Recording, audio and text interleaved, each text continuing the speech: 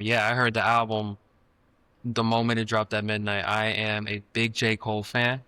And when he made it clear that the Fall Off was going to be released and the Fall Off will release at this specific time, I waited 12 o'clock, heard half the album on Spotify because I had to wake up for work in the morning, and then I heard the other half uh, in the morning, and then I heard the album two more times later that day. It's an amazing work. It's not all hype. It was worth the wait, as I mentioned before. So pretty much it's a two CD album. The first disc is called Disc 29, and the second disc is called Disc 39.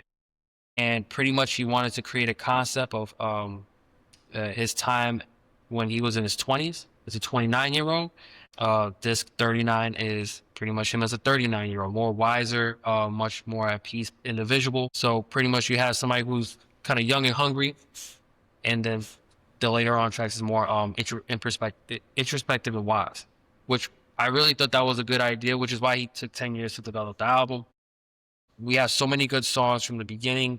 The first track we have Safety, which is what I was thinking was a really great song, especially from the production standpoint. He's telling stories about his friends that he grew up with, that, he got together, got to talk to. And he also has Dust Road Blues, which also has Future on the song, and Thames, which is really great. I really like that song a lot. He has another song called Who the Fuck Is You? Drum and bass. I'm pretty much naming almost every.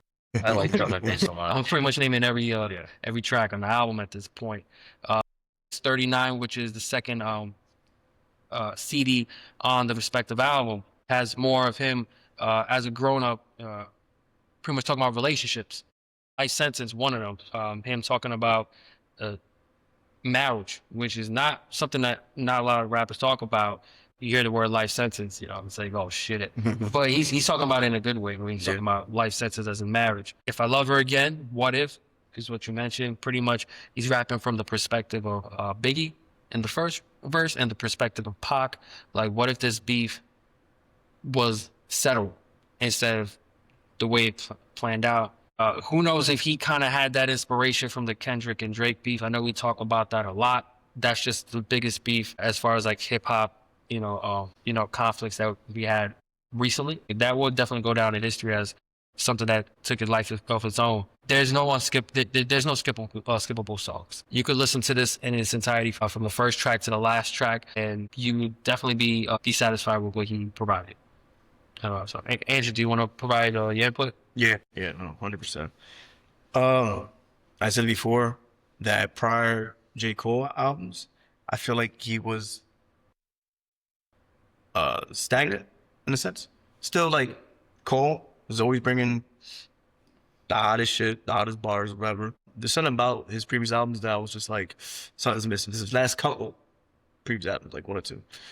But this album right here, this is the Cole I think everybody's been waiting for.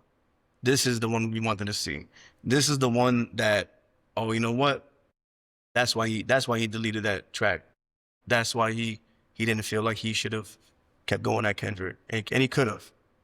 But you see that, yeah, he's a much more like I said, wiser individual now. He's not going off of emotion. He's going off of just like, hey, let's keep moving.